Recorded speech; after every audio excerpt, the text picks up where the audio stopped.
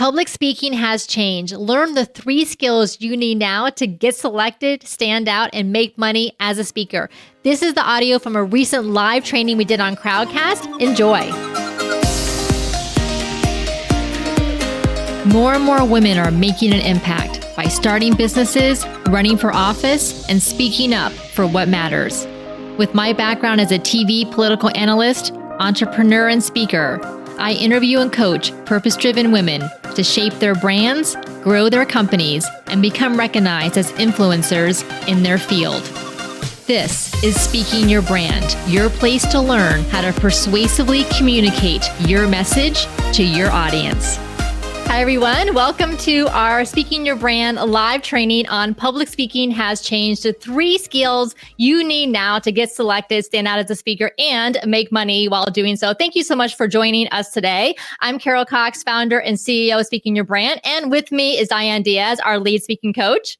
Hello, everybody. Say hi to us in the chat. I see the chat going off already. So glad to see you all here. I see some of our current Thought Leader Academy clients, some of our past clients, as well as those of you who I've seen on LinkedIn. And so thank you so much for being here today. I'm excited for us to dig into this topic. It's something that I've been really thinking a lot about the past few months as we're coming out of the pandemic and in-person speaking engagements are returning. You'll see at the bottom of your screen, there are 2 polls that you can answer. So go ahead and click on the polls there at the bottom and answer those questions. The first question is, how are you feeling about returning to in-person speaking? Either you're excited and you can't wait, or you're feeling pretty good, but maybe a little bit nervous about it, maybe feeling a little rusty. And then so maybe you've gotten really used to speaking virtually and you enjoy that more than the in-person. And then the second question is, do you have an in-person speaking engagement coming up this year? So let us know, yes, it's already on the calendar. Tentative, so you've put some feelers out there, but waiting to confirm for a specific date, or not yet. So let us know. Go ahead and vote there. If you are having any technical issues with audio or video, my recommendation is to refresh your browser or to exit your browser, come back in. It is recommended to use Google Chrome. I think that's the preferred browser for Crowdcast. All right. So we have, for how are you feeling about returning to in-person speaking? Most of you say you're excited. You can't wait. Yay. And we have lots of people already have an in-person speaking engagement on the calendar. Super excited about that. All right, let's go ahead and let me share my slides. So here's what I am seeing over the past few months as so many events and conference organizers, companies are really looking forward to coming back in person. Virtual has worked really well for the past 2 years. I know we've done a lot of virtual trainings and presentations. I know that a lot of you have as well, but really these in-person speaking opportunities are increasing. I'm seeing more and more of them. And you want to make sure that you're positioned in the best way possible so you can get those speaking opportunities and start putting yourself back out there. Diane and I did a webinar a little over 2 years ago, right when the pandemic started. And this was one of the memes that we shared back then, because pre-quarantine, of course, that was, pre-pandemic, we're all out there speaking and fully dressed. And then during the pandemic, let's face it, most of us have had our comfy pants on at the bottom, comfy shoes on. I know my feet do not like they wear high heels anymore. And I'm sure, Diane, you probably feel the same. Oh, my goodness. And I'm at a standing desk right now, but I promise you I have on pants, yes. Although it is shorts, I'll be honest. Yeah.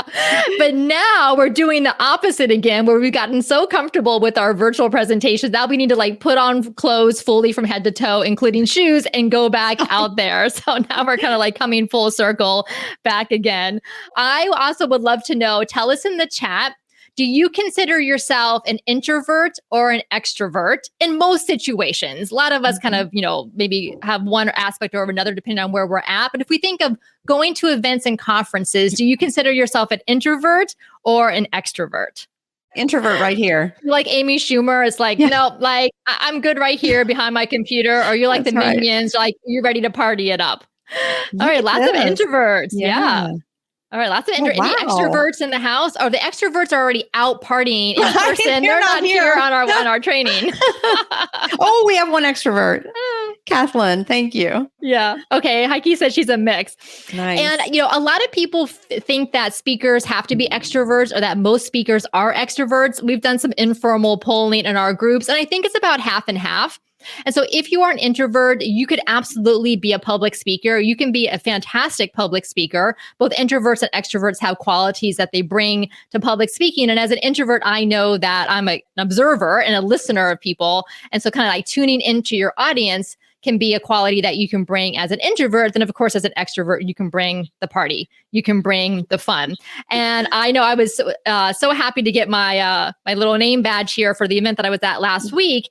And this is one of my techniques. It has always been as an introvert is to be a speaker at an event. So that way I feel like I have a role when I show up. And so I'm not the party coordinator, that's for sure. But if I'm a speaker, I'm more than happy to have you come up and talk to me at any time. Same way. Yeah. So definitely if you're an introvert, there's a place for you in public speaking. If you're an extrovert, bring the fun. So I mentioned that I did this speaking engagement last week in Florida, near where I live. And it was so great to be back in person again. And here's a little iPhone video of that. So it was about 50 women. It was run by a group called She Is Fierce. Kelly Youngs is the founder and CEO of that group. She has a fantastic community there as well. And I was really honored to speak at her event, to be her featured speaker. And I talked about this idea of thought leadership and integrating more storytelling in the work that we do, which is, of course, what I talk a lot about on the podcast and with our clients as well. So what I'm sharing with you today are the same principles, skills, and strategies I use for my own speaking engagements, because if I'm not practicing them, then I don't know how I can share them with you. Right. So whatever we talk about, we put into practice ourselves. And from the speaking engagement, literally within 10 minutes of me sitting down back at my chair, I already had an invitation for a keynote speaking for this fall and a new client. Just within 10 minutes. That is the power of number one of public speaking, but that's also the power of using the skills that we're going to teach you here today. So public speaking has changed more so than ever in the past 2 years of the pandemic. And so I really want to share with you, what are those skills that you need now as you put yourself out there? Feel free to ask questions along the way as well. So our mission here at Speaking Your Brand is to empower women to find and use their voice in the world, to tell the stories that need to be told. And we know it's because transformational change, challenging the status quo, changing the status quo to benefit more people comes from women's stories, women's voices, and women in leadership positions, which is why we are so passionate about the work that we do here at Speaking Your Brand. And then I was doing a research project last year. And so I Googled famous thought leaders. And here's what Google had to say about it. What do you notice about these results from Google? Yeah, they definitely have something in common, don't they? Yes, they do. And you're probably wondering the same question that I was wondering, which is, where are the women? And not only are they all men, they're all white men. Google thinks these are the most famous thought leaders. And why does Google think this? It's because there's this kind of vicious circle where the men get the top positions of New York Times bestselling books, the top rated podcast, the top journalists interview them, the top keynote speakers. And so they tend to get more publicity. They tend to get more PR. They're getting these high profile positions. And so Google thinks these are who the thought leaders are. But we know that there are women thought leaders out there. Brene Brown, Minda Harts, Elizabeth Gilbert, Nicole Hannah-Jones. These women are out there and they're well known to us, but we need more women out there as thought leaders so that Google starts to recognize this avalanche of women. They can no longer ignore us, that we're out there, because there's more and more of us speaking up for what matters. Yeah, the same old dudes all the time. And so here's something that came up. This was just in December of last year. This was a journalist, and he was writing an article for a top tier media publication about COVID. And here's what he said in his tweet, that a response he often gets from women experts on COVID when he asks them for comment to include in his articles is the women say, "Thanks, but I don't think I have much to add to what has already been said." And then he says, from blokes, he's English, from men, not so much. The men are there, they give them the comments, they give them the quotes. So they're always quoted in the media. And we need more women to put themselves out there to be featured in the media. So again, Google starts to recognize, here we are, and we start to see more women out there. So this is part of the reason why we work so much on thought leadership and public speaking, is because we want you to develop that clarity and confidence so that when the media comes to you, you're ready to respond. I've noticed that women have sometimes are scared to add in because of backlash, and then the men jump all over the comments they made. But that's where this ability to speak out and use your voice is so important. And just don't read the comments. Don't read the comments. Do not read the comments. It's not worthwhile. Yeah, it's not. Trust me. And speaking of backlash that happens with women who have a public voice. So those of you who have known me know that I do political analysis on the TV news. I've been doing this since 2005. I was the chairperson of the Democratic Party in the county where I live. So this is how I got to start on the TV news. So I was very used to having a public voice, to sharing political opinions. That's what I was brought on to do.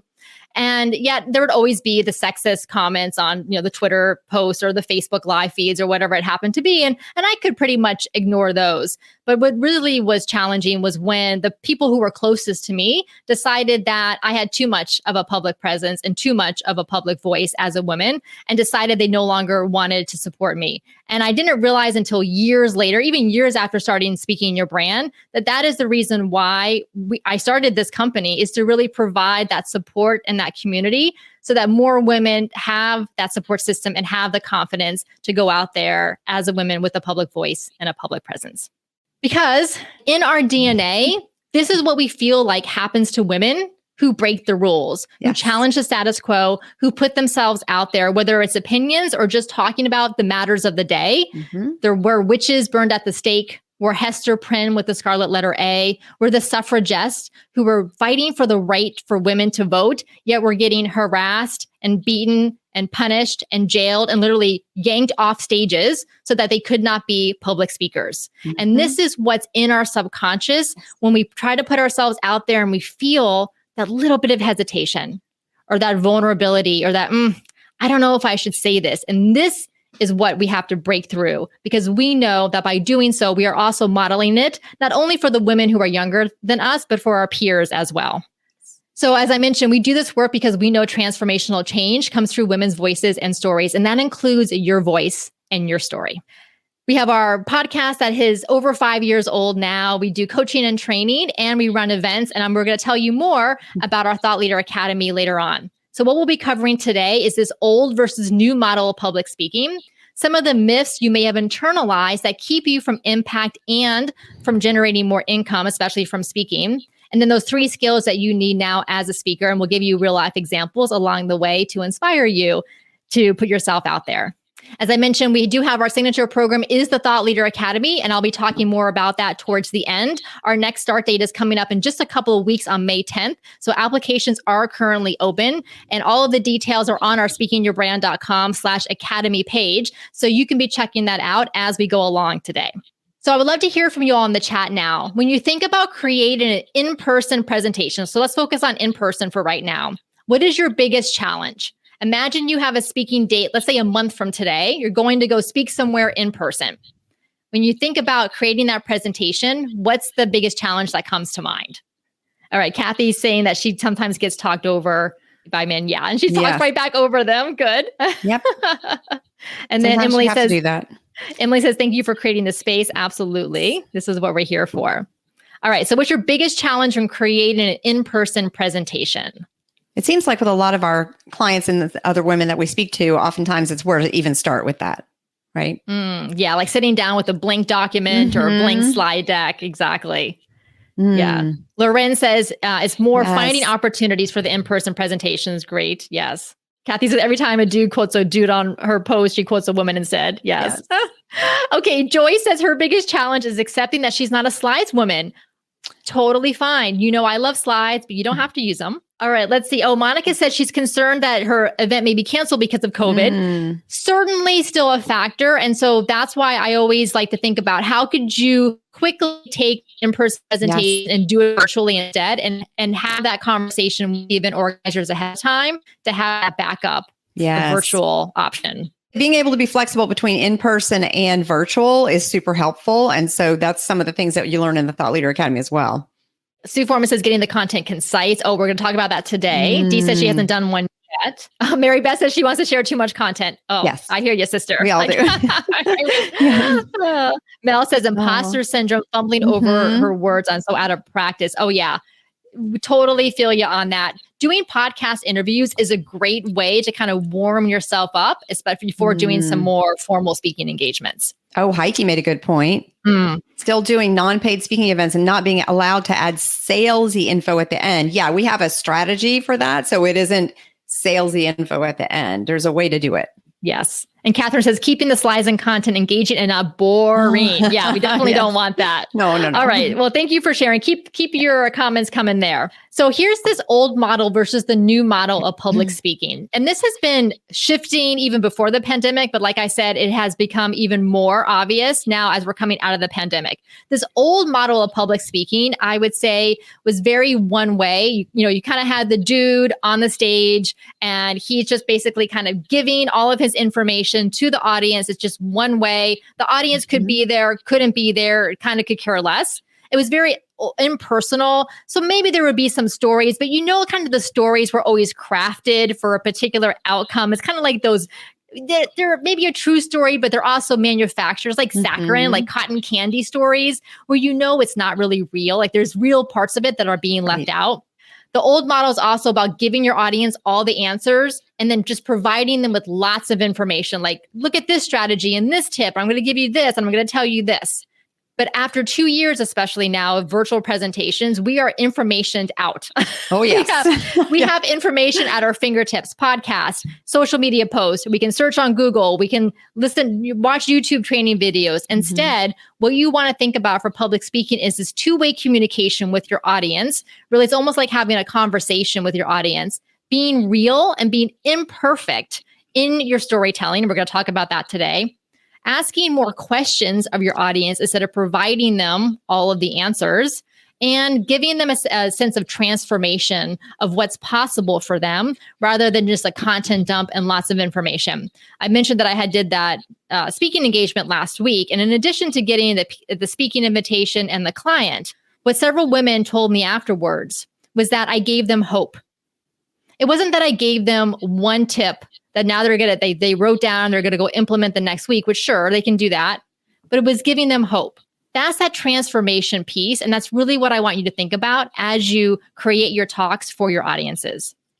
So here are some of the myths that you may have internalized that keep you creating a lot of content in your presentations and less of that personal and integrated storytelling.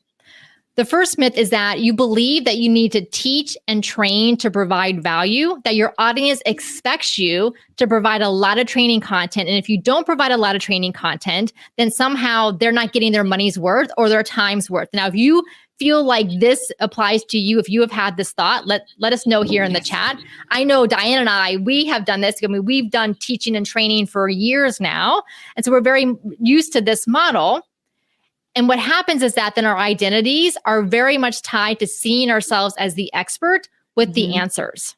But when we provide all the answers to our audiences or even to our clients, we're keeping them from really learning and growing themselves. And that's what I want you to think about as you're putting together your content.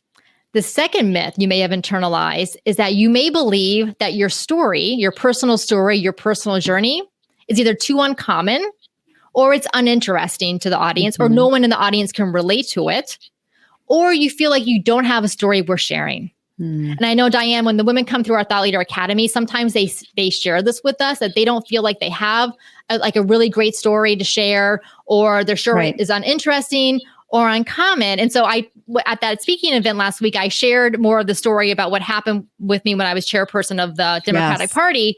And I shared the details of that. And then I asked later on in the talk, I said, how many of you have ever been a chairperson of a political party? No surprise, nobody. 0 women raised their hand, because it's not relatable in that sense, but they all could feel the heartache and the disappointment when something that you truly love is taken away from you, or when something that you truly love doing, it doesn't go the way that you want. That is the relatable part of your story, but you need the specifics so the audience can put themselves into their own situation. Yes. And I think this, sometimes it comes up that, I have this story, but someone else is sharing a similar story. Yes, but it's not your story. It's not your story with your unique perspective and your unique twist and how you dealt with it. And so, our clients mention that as well. So it all wraps into this myth number 2. Exactly. So if this myth resonates with you, let us know here in the chat. And then myth number 3, that you may have internalized is that your audience doesn't want to be sold to, number one. And then number two, that you can't make money from speaking. Right. And I know we've had some people in the comments talk about they've been doing a lot of free speaking engagements and they can't put offers even at the end of the engagement to let the audience know how they can work together. So we're going to talk about here, and as we go along this training, some techniques that you can use to integrate more selling into your presentation without being salesy. Yes. Then also, I want you to consider this myth that you may believe that your audience doesn't want to be sold to. Right. It's not that they don't want to be sold to. It's that if you are giving them information and then you have a way for them to go deeper, for them to go further, for them to get that personalized support or whatever it happens to be that you do in your business, I believe you actually do your audience a disservice by not letting them know how else you can help them beyond just the 30 minutes or 45 minutes or the hour that you spent with them at that speaking engagement. If I had left that speaking engagement last week and hadn't told that audience what else we do here at Speaking Your Brand and how they could work with us, they kind of would have felt like, well, wait a minute, like you gave us all this good stuff, but like I want more. And then they wouldn't have known what else to do. So I believe that you actually should be telling your audience what you do and then letting them know that they can go further with you. So if myth number 3 resonates with you, let us know in the chat. So here's what I see happens to a lot of women and women entrepreneurs, but women in corporate as well, is they get stuck in what I call the expert trap.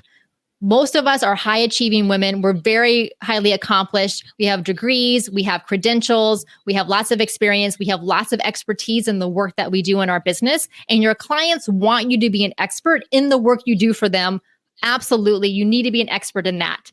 And yet, if you want to position yourself as a paid speaker, if you want to get those higher profile speaking opportunities, if you want to start putting yourself out there as a thought leader, you need to get out of this expert trap because that is what's keeping you confined in kind of almost like a commodity of your speaking. And that's why you're, getting only free speaking engagements or only want to pay $500 is because you're pretty much interchangeable with other experts that they could hire for very similar things. Instead, how are you positioning yourself with your story and with your big idea so that they want you, not someone who also happens to do similar work that you do?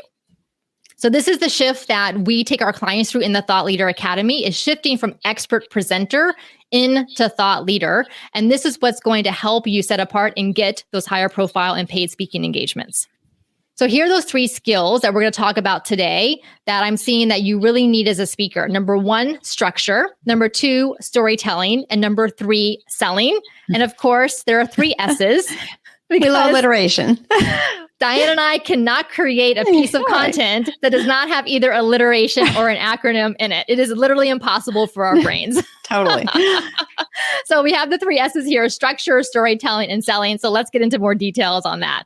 So here is why I want you to think about the structure, storytelling, and selling before we get into the details, is that the result is that you will attract those opportunities, the recognition, and the clients that you want. So I've been featured in Forbes a couple of times. I was named as one of Orlando's Women of the Year in 2021. Those things directly came from my thought leadership. It didn't come just because I'm a founder of a business, but it came from the thought leadership content that I put out consistently. Here's an example. I think Jackie's on the chat here live today. So Jackie Roby went through our Thought Leader Academy. She graduated a little over a year ago, and she has been doing amazing things since she went through. She launched a podcast called Through Inspired Eyes. And then as a result of her thought leadership message that she puts out consistently on her podcast and in social media, she's been invited to high profile speaking engagements, including being flown. You can see there in that picture, business class to Dubai last fall. Woo! She's going back again this year to speak. And so how exciting is that? She's also been featured in this Entrepreneur's Herald magazine for the work that she does. And so Jackie is incredible. Make sure to check her out. Her website is inspiredjourneyconsulting.com. Congrats, Jackie, for everything that you've been doing. Here's another one of our clients. Dr. Christina Madison is a public health pharmacist. She lives out in Las Vegas, Nevada. She's in our Catalyst Collective program, which is our advanced program for keynote speakers right now. And as a result of the pandemic having started a little over 2 years ago, Christina started being invited to come on television to talk about COVID. Now, of course, Christina has a background in public health as a public health pharmacist, but she didn't have a background in COVID. Nobody had a background in COVID-19 at the start of the pandemic. But she still said, yes, I will come on TV and I will talk about this. I will figure it out. I'll do my research and I'll learn about it just along with everyone else, as everyone else in the world is learning about it. And because she has done that, she's been on TV over 200 times in the past 2 years. She's doing a TEDx talk next month in May at TEDx Reno about how important not only the message is related to public health, but who the messenger is, especially women of color, especially people of color in those communities that need those public health messages. And I'm so grateful for Christina and the important thought leadership work that she is doing. So let's talk about structure. So when you think about creating the content for your presentations, there's so much you can share, I know, because you are expert in what you do in your business and in your topic and in your industry. But you don't want to be all over the map. You need to pick a spot somewhere and then take your audience through that journey so that they are walking through. What I see go wrong with a lot of speakers, especially conference breakout sessions and where they're teaching on something related to what they do in their business, is that they have so much they want to share that they kind of put it all in their presentation, like slide. But there's no cohesion to it. There's no, we don't understand why we're going from this step to this step to this step. It's just like, here's everything I know about this topic, and I'm going to share it with you audience in 45 minutes. So instead, you need to pick one thing that you want to share. You could always create more presentations later if you want. If you're like me and Diane, we like to create presentations all the time. You don't have to do that. You can just have one signature talk. But if you really like creating presentations, you can do multiple of them. And the reason I say this is even more important now coming out of the pandemic is your audience's heads are full of information. We have so much in our minds that if you don't have something very clear that you're sharing, it's going to be very confusing for your audience. So for example, in our presentation today, we're sharing a lot of content. We have a lot of slides, but we've structured it around these 3 S's: the structure, the storytelling, and the selling, so that you can follow along and so that it makes sense. And then have one particular kind of outcome that you're looking at for your audience. In this case, our outcome is that we want you to think about these 3 skills you need as a speaker now coming out of the pandemic back into in-person engagements. What are those skills? So it's very specific, very focused information that we're sharing here today. Because what happens, and this happens to us too, is we have so many ideas. I know, Diane, you're working on a presentation that you're delivering tomorrow. I am. So all of our ideas and content, it's all these beautiful branches of this oak tree. And there's a branch upon branch upon branch, and they're all over the place. And it's lovely. You can say this for a book. You can do this in a book. You cannot do this in a 45-minute presentation. No. Instead, I want you to think of a palm tree, not an oak tree, for your presentations. A palm tree has a very large trunk, and then it has some branches up at the top, but not a lot of them, and doesn't have branches upon branches upon branches. Right. Has a very strong through line, and literally everything you talk about hangs off of that through line. So as you're working on your content, what I do is what is that outcome I want for the audience?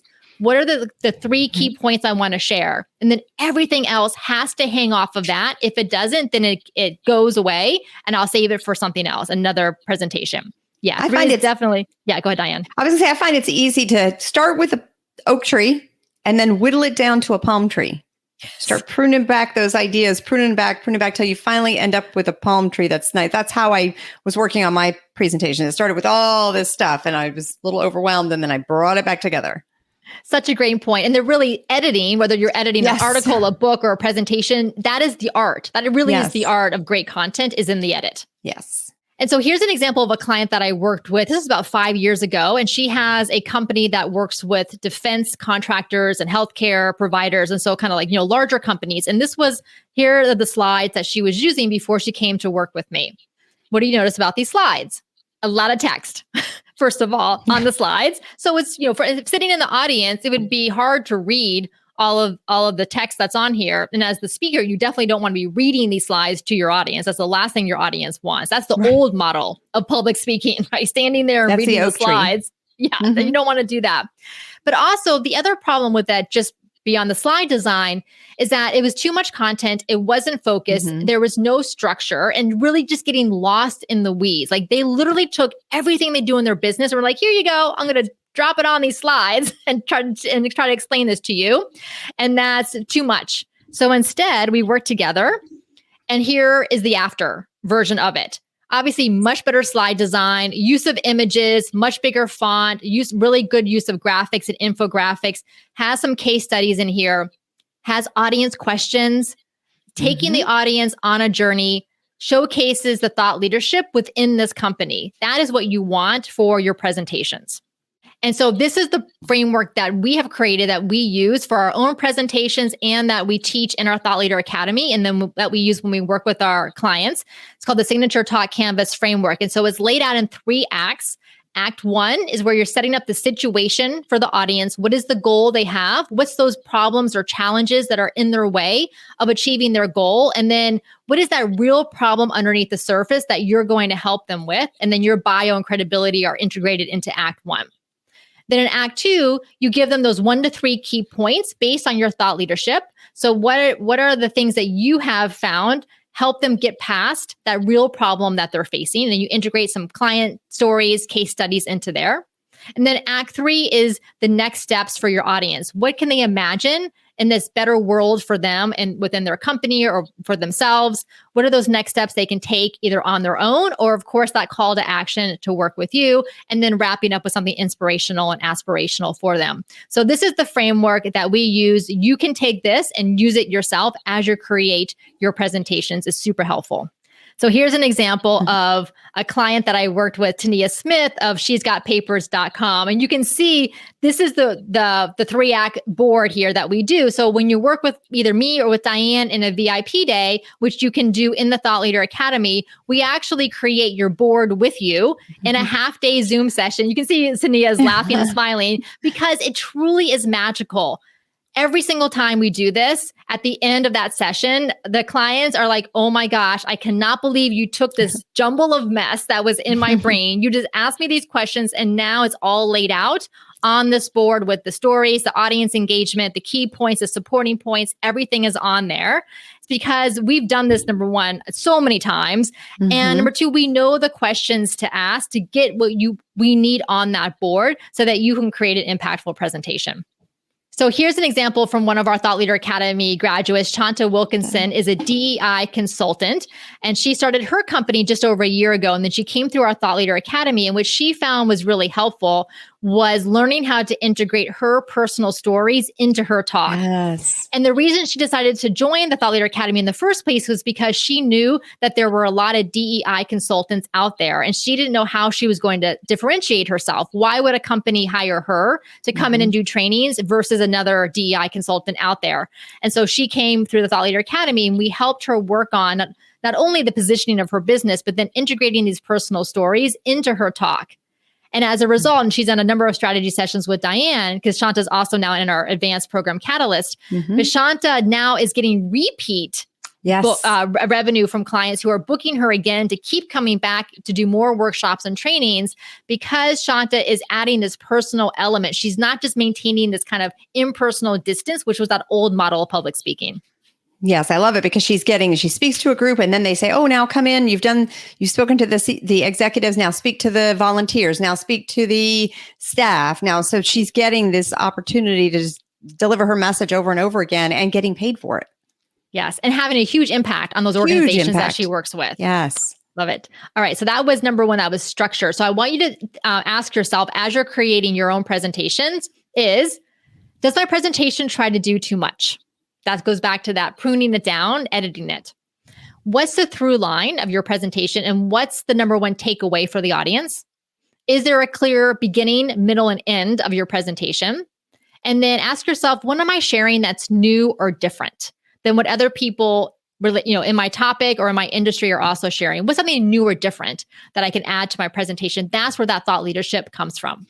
So let's talk about the second skill, which is storytelling, which very much relates to the structure that we just talked about. But then now, how can you integrate more storytelling into your presentation? Here are what I have seen are the essential ingredients for thought leadership. So your expertise is your foundation, the expertise of the work you do, how long you've been in your industry, the degrees you have, all of that. You absolutely need your expertise. On top of your expertise is your big idea. What is that thing that you want to change, whether it's about your industry or about society? What's the thing that you want to see that's different? So if we take speaking your brand as the example, so obviously our expertise is around public speaking. our big idea is that we need more women as high profile speakers, as high profile thought leaders, because that's how we're going to challenge the status quo and change things. But then we don't stop there. Because if you stop there, you lose that personal aspect. Then we add our stories on top of it. And it's not just, and it's not the saccharine story of like the rags to riches. Well, I was here and then I was here. And again, you're leaving out like the real stuff. Like we want the real stuff in there.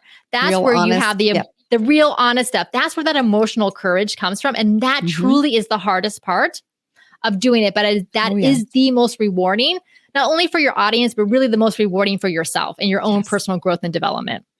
So my question to you then is, if you think about, and maybe this idea of sharing your personal story or going into detail feels a little off-putting. So my question to you then is, do you truly want to offer a transformative experience for your clients and your audience? If you want to continue to provide information and strategies, you can do so. And there is a market for it. But I know you're here because you want to do more than that, than just doing the same thing that you've always done. You want to reach bigger audiences, and you want to have a bigger impact on them. So let me give you an example. Back in 2017, I helped Tammy Lally on her TEDx Orlando talk around money shame. Tammy had obviously never done a TEDx talk before. She hadn't done a lot of public speaking before that. But this opportunity came up and she said yes. Even though she was scared to death, and she talked about this when she came on the Speaking Your Brand podcast, even though she was scared to death, not only of just public speaking on a TEDx stage, but also of sharing a very personal, very vulnerable, very tragic family story. But she did it because she knew the impact that she could have and literally the lives that she could save around the world. And she's done exactly that. And because of how real and personal and imperfect she was in her storytelling, her talk now has over 2 million views. Wow. Most TEDx talks get a couple thousand views. Very few of them get anywhere near this. And so Tammy's, not only has she grown her business, she wrote a book after this, but really it's the impact that she's had on so many people who've seen her talk. And when you think about sharing your story, those of you who listen to the podcast and know me know I love the musical Hamilton. And so I, of course, have to bring in some of those references. And here's the thing, characters, and that includes us, people with flaws are so much more interesting. Perfect is boring. No one really likes perfect. There's nothing there. Like there's nothing there to relate to. We want to hear people's stories that have those flaws, that have those challenges. This is why I like the character Aaron Burr so much in the musical, is because he tries to hold it together in the beginning, but by the end of the song, The Room Where It Happens, by the end of that song, like he is like full out, like frustrated, disappointed, angry. Like he doesn't understand why he can't have what Alexander Hamilton is. And it's those qualities about himself that make him so much more interesting. And also characters are people who share their emotions and their heartache. So much more interesting in the storytelling that you do when you share not only kind of just the facts of the story, but how did you feel? What did it cost you? Where was the heartache in that? Like when I share the story about what happened with me in politics, like I closed off a career opportunity, maybe forever. And that hurts. Like it hurts a lot that I went through that. So I could kind of share like the glossy stuff about being in politics and going on TV. But frankly, that's kind of boring. Instead, sharing the real stuff is what connects me to you all.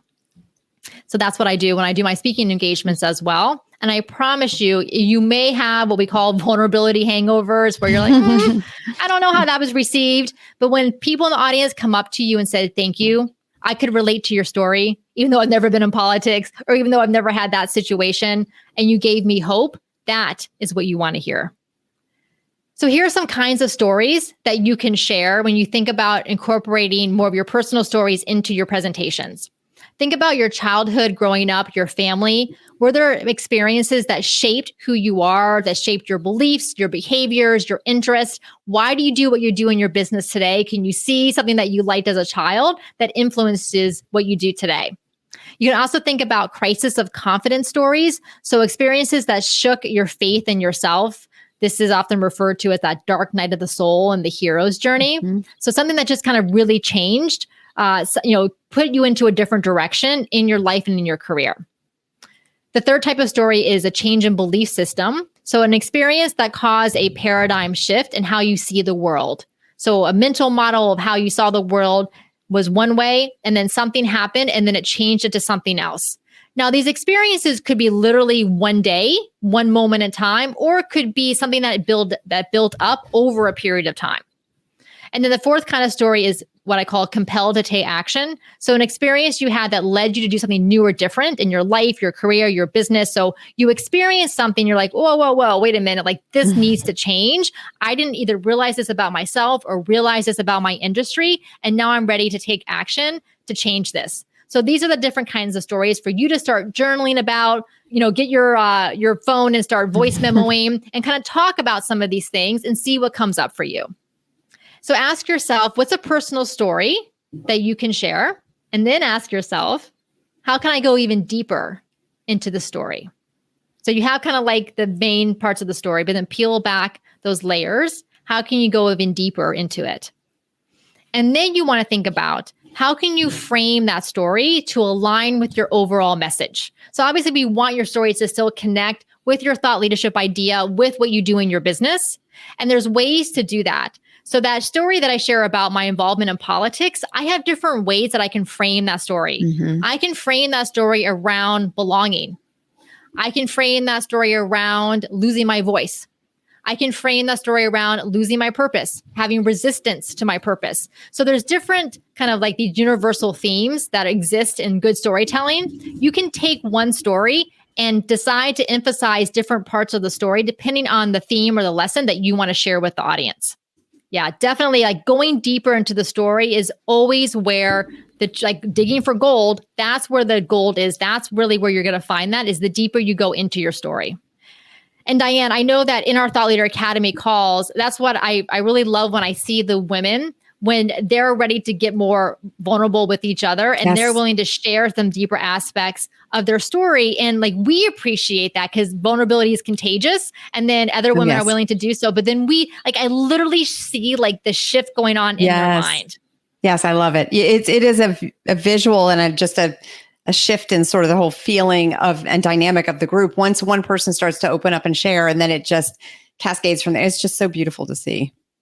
And the same thing happens with your audiences. Yes. When you share a personal, deep story, your audience will open up as well. When I share something and then I ask the audience, can you share an experience? Then they are much more willing to go deeper themselves because I modeled it for them first. Yes. Love that. All right. So let's go to the third skill, which is selling. All right. So we talked about structure, we talked about storytelling, and now selling. So how do you feel about selling? Let us know in the chat. Number one, is that how you feel when you think about selling? Or are you more like cat number two? Let us know in the chat which one is the one that you're feeling when you think about selling. And Diane and I both have a cat. So we are cat moms. And when I was searching for memes to put up here, I found the second cat, the one shaking its head no, pretty quickly. But Diane, you know what I could not find? An excited cat. Yeah, there is no such thing as an excited cat. No, they might, for a second, exhibit excitement as deep-seated fear. So they basically had to do an animation of an excited cat because they're... Good for you, Mary Beth. Mary Beth is excited cat. All right. Yay. Okay. So we have some twos. Yay for cat moms. Angie says, We have a lot of cat moms here. All right. Lauren said she feels like number two, the no, but she'll do it. All right. We have... no such thing as excited cats. Doesn't exist. They have just like the same expression on their face all the time. All right. Who else? When you think about selling, are you number one or number two? We can think about also like in your presentations, when you talk to event organizers about your speaking fee. How are you feeling? I've got mostly number twos here. Yeah, mostly number twos. All right. I am a number one. Like, I love it. I really feel like selling is a service, and I feel like it's an exchange of value between you and the other person or you and the audience. So I want you to think of the same thing when it comes to selling. And when we work with our clients in the Thought Leader Academy, there's this aspect that we call the business of speaking. And so here is how you can generate income from speaking. Remember back to that earlier myth about you maybe believe that your audience doesn't want to be sold to or you can't make money from speaking. Well, here are the ways that you can make money from speaking. First of all is getting leads and clients from your presentation. So just like I did last week, having new prospective clients come to you, new leads, new speaking opportunities. So that's one way. The second way is to charge for your workshops and trainings. So you can charge whether you're charging individual attendees or you're doing workshops and trainings for companies and organizations. And then also you can get paid as a keynote speaker. So there are definitely ways to get paid for your speaking. The thing is, though, you have to position yourself as a paid speaker. What I see, what often goes wrong is that a lot of event organizers will contact you, but they assume you speak for free. And why do they assume that? Because you haven't told them otherwise. And anything in any of your speaker page on your website or any content that you're putting out there. So of course, hey, who doesn't like free? The event organizers are going to want that. But you as the speaker, you know the value that you provide to your audience. And it's not the hour that you're there at that presentation. No. It's all the value you bring that enables you to create a truly transformative experience for the audience. It's not about the information in your content. It's about the experience. So here's an example of one of our clients, Angela Hosking. And so when she worked with us through our program, she was able to raise her speaking fees, which we also encourage many of our clients to do. A lot of times we're also charging way too little for what we're doing, whether it's workshops and trainings or for its keynote speaking. So we definitely encourage you to raise your speaking fees. In our Thought Leader Academy calls, we talk to you about speaking fees that we charge, that we've seen other people charge. So we're very open and we share all of that information with you. So Angela was able to 5x her average speaking fee. So increased Amazing. It by 5x. Amazing. She filled her workshop using the selling techniques that she learned from us. She made multiple 4 figures in tickets. And then she also really grew her business as a result of all of the speaking that she was doing. So I know that some of you mentioned in the chat earlier about not being able to sell in your presentations. And yes, especially when you go to conferences, a lot of times they will have you sign something that says no selling from the stage, right, or you can't sell at the end of your presentations. And the reason they did this is because marketers ruin everything. Mm-hmm. And Diane and I can say that because we're marketers at heart. And because what happened was that all these speakers would go to these conferences and all they would do was sell the entire 45 minutes. Yep. Which is obviously not great for the audience, not great for the event organizers either. So basically, they just kind of said no more selling from the stage. So here's what to do instead. Plant sales seeds in your presentation all along the way. Mm-hmm. And you've noticed we've been doing that today here in this training. So like I said, we walk our talk. We do. We've mentioned the Thought Leader Academy several times. We've shown client examples and case studies along the way. So you don't have to, if you can't end your presentation with a direct sales pitch, you still need to incorporate into the presentation content itself what you do and who you do it for so that your audience knows that. Here is Sarah Lynn Wallace. She is on the Speaking Your Brand podcast. Diane interviewed her to talk about how Sarah has been getting more speaking engagements as she's gone through the Thought Leader Academy. She graduates next week. She started with us back in January. So definitely go and listen to that episode. And what has been so key for Sarah is putting herself out there, contacting companies who she has some relationships with. Some of them actually have been cold outreach from introductions that she has gotten from other people and really taking action. But it's also because Sarah has positioned herself as a thought leader around the Enneagram, which is the work that she does. So it's not just a matter of come to me to get what your Enneagram number is. It's more come to me because I'm going to help you understand how to do marketing and visibility better based on your Enneagram, because that's going to tell us so much about what you enjoy doing and what's going to feel the best for you and get you the best results. So Sarah really, and that's why she joined our Thought Leader Academy, is because she wanted to understand how to differentiate herself in the work that she does. And now she's getting so many speaking engagements because of that. And paid speaking engagements. She's not afraid to ask to get paid. Exactly. So ask yourself, how are you planting sales seeds in your presentations? Also know, what is your speaking fee? And are you prepared for a conversation with an event organizer about your fee? All right. So the time is now to get prepared for all these speaking opportunities that are coming. Here again is what we do in the Thought Leader Academy is we help you escape this expert trap to become a story speaker and a thought leader. So our Thought Leader Academy is open for enrollment right now. Diane will put the link in the chat so you can all grab that. It's at speakingyourbrand.com/academy. So we start on May 10th. So you want to get your application in as soon as possible because we are doing consult calls from your applications right now. So we want to make sure that we get you scheduled for a consult call once you submit your application. We help you work on your big idea and your story related to your thought leadership and then integrate that into your signature talk. We also help you with your visibility strategy, both for podcast and speaking engagements, setting your speaking fees, and of course, delivering your presentations both virtually and in person. We have weekly group Zoom calls with the women who are in the program. Plus, you also get one-on-one coaching calls because we know the value of having me or Diane to talk to get these ideas out of your head. So you get the benefit of both the group and the one-on-one. We also have on-demand video lessons in our resource library. So if you ever need to go work on something in particular, go grab a video lesson on one particular thing, whether it's on creating speaking proposals, sending a podcast pitch, working on your signature talk, adding more storytelling and multimedia, you can go grab those lessons as needed. And Mary Beth, I know, is on the chat here today. Mary Beth Simone is the owner of Niche Partnership Consulting. She graduated from our Thought Leader Academy last year, along with Jackie Roby, and she's currently in Catalyst. And she has been doing a lot of speaking engagements as well, including an in-person one not too long ago. And then Usha Tarari also graduated from our Thought Leader Academy. And I just heard from Usha today, and she said that she has more podcast interviews booked plus speaking engagements. Oh, wonderful. And she does a lot of TV media as well to raise awareness around Alzheimer's and to get more research money for Alzheimer's. Well done. So those are some examples. So we do have 3 different tiers in our Thought Leader Academy based on your needs and your budget. Tier 1 is the Academy. So that's the weekly group Zoom calls for 4 months, plus 2 one-on-one coaching calls with Diane. Tier 2 is you get all of that plus a VIP day with Diane to create your signature talk. That's that magical process. Literally have your talk done in half of a day. And then tier 3, the highest tier, is to have the Academy plus the one-on-one coaching calls and the VIP day with me. So the one with me is very limited. I only have 1 spot available as of right now live that we're doing this. Diane has a few spots available for her for the VIP day. So if you do want to do that, definitely get your application in today so we can schedule your call and move on to the next step with you. Also, submitting your application and getting enrolled locks in the current pricing that the Thought Leader Academy is at. We haven't increased the pricing for a year, which means that probably sometime very soon after our May 10th enrollment date, we will be doing so. Again, this is the VIP day to create your signature talk. It's an incredible process to have it done. And it's such a relief and a confidence builder to have this done. So that's in tiers 2 and 3.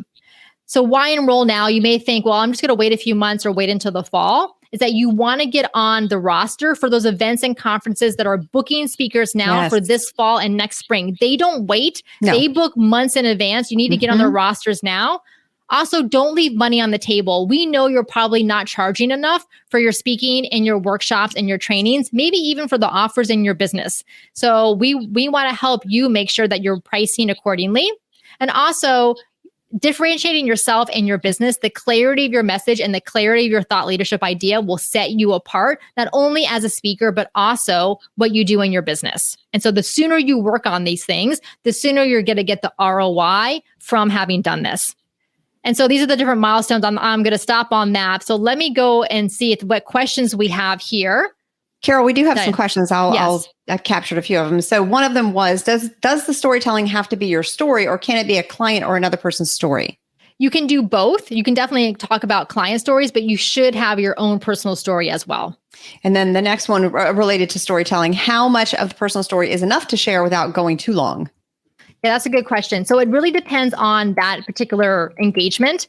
If your story is a core part of that particular speaking event, say if a keynote, your story is going to be a lot longer. When I did a keynote last September, my story really was probably about half of the 25 minutes that I was up there. And then I kind of wrapped the lesson around the story. So I probably spent a good 10, 12 minutes on the aspect of my story.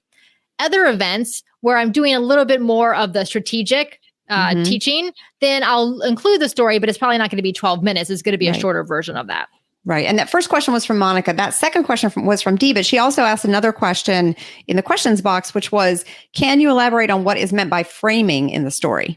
Okay, yes. So that is when I mentioned that you could have one story, like the story of my involvement in politics, and then decide what it is that you want to focus on for that particular story. So I could focus on the sexist comments and the backlash that I got as a woman in politics. So that's one framing, is kind of like what happens when you're a woman in public. Another framing could be, I really felt a sense of purpose and a sense of belonging in my role there. And so what did that feel like? And what are the lessons that I took from that?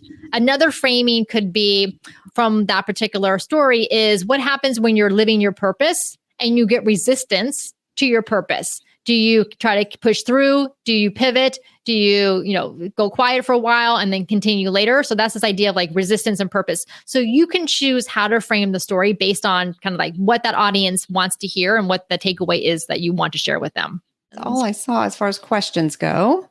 Okay, great. Well, again, if you would like to join us in the Thought Leader Academy, we would love to see your application come through and do a Zoom call with you. Here are some of our graduates. I'll show this real quick. So these are the graduates that we've had so far. Incredible women. I have so enjoyed getting to know them, and they really build a community of support with each other. Some of them even have met in person, attended each other's in-person speaking engagements. So it's been so much fun. So here's some of our graduates here. And then again, to get your application in, go into speakingyourbrand.com/academy, fill out the application. And then the next step is scheduling a 30-minute Zoom call, either with myself or with Diane, where we'll go through your application, answer the questions that you have, and the academy is the best fit for you and your goals, and then take you to the next step. All right, everyone. Thank you so much for joining us today. It was so great to see you in the chat, and we'll see you next time.